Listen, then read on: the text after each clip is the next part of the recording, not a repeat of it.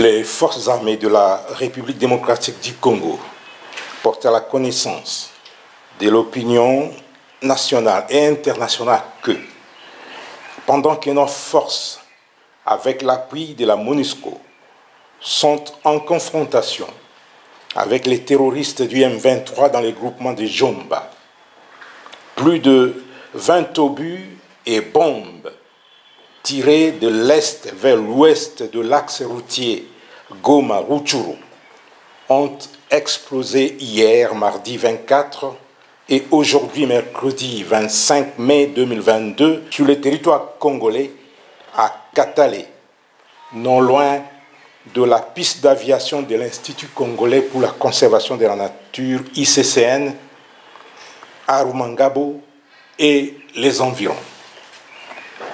Comme si cela ne suffisait pas, la position des forces armées de la République démocratique du Congo de Ruhunda, située dans le versant ouest de la montagne de Karisimbi à Kibumba, à 20 km à l'est de la ville de Goma, a été attaquée la nuit de lundi 23 mardi 24 mai 2022 à 3 heures du matin.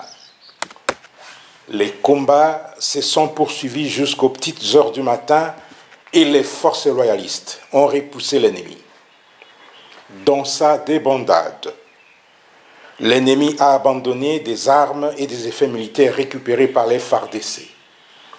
Il s'agit notamment d'un mortier 60 mm, d'une arme AK-81, de 8 roquettes anti-tank, d'une chaîne de munitions de l'arme PKM, d'une paire de tenues militaires, d'un casque et de 2 gourdes militaires non utilisées ni par les FARDC ni par les terroristes M23.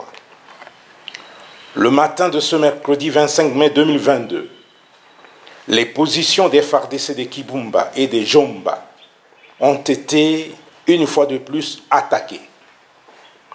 Les forces loyalistes déterminées à ne laisser aucun centimètre du territoire national à qui que ce soit se comportent de manière professionnelle sur le terrain, aussi bien à Jomba qu'à Kibumba. Ainsi, le gouverneur militaire de la province du Nord Kivu et commandant des opérations a saisi le mécanisme conjoint de vérification élargie de la conférence internationale. Oui. Alors continuez pour mettre fin à l'activisme de ces détenteurs illégaux d'armes à feu. Voilà ce que je peux vous dire pour le moment. Ouais. Ce qui est important, nous demandons à la population de garder son calme et d'avoir confiance en son armée. Nous allons en finir une fois pour toutes.